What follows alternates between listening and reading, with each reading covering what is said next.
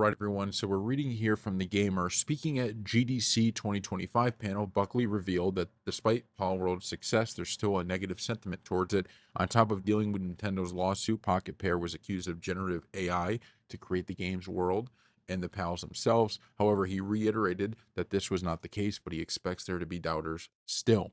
I could stand here and tell you we didn't generate AI. We didn't AI generate Palworld, but at least five people in this room are going to say liar, but that's what it is. We've kind of given up repeating this, but we didn't, I promise. He said, thanks to PC Gamer. That's what that was written in the Gamer article, not what he said. He explained that in the light of these accusations, the devs decided to go on the offensive and release concept art along with the approval process of new PAL designs called a PAL vote. This was an internal vote where devs would reveal if they liked the concept for a PAL or not.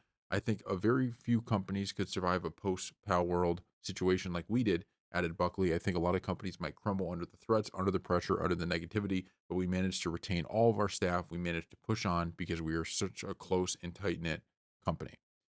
So, this is one of those things I think that you're going to see more and more of, which is, there is undoubtedly, real concerns about generative AI in video games and kind of, these companies using AI as replacements for actual people that can put their heart and soul into a game. Instead, you're using AI to do it. I 100% agree. Those are things that really, really matter and they should be called out.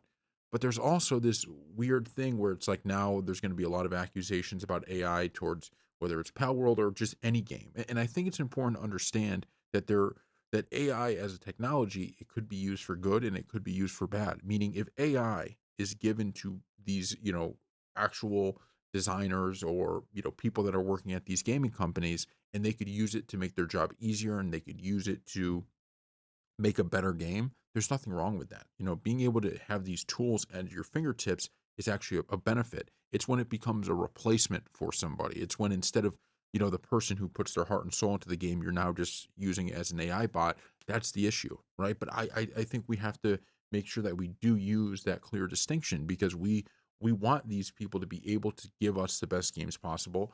And if they could give us a longer game, if they could give us a better game because they don't have to they could make designs quicker by having the framework first built in AI. I'm not a game designer, so I don't know how all of that stuff works, but I'm just saying there are ways um, that you could use it that aren't taking away somebody's job and that aren't being kind of the cheap way to do it, right? Which is, we're going to use AI. Like, for instance, when if Call of Duty puts out some kind of paid microtransaction and it's all done by AI basically, that to me is an issue, right? Because you're just utilizing now AI to increase the amount of stuff that people have to pay for.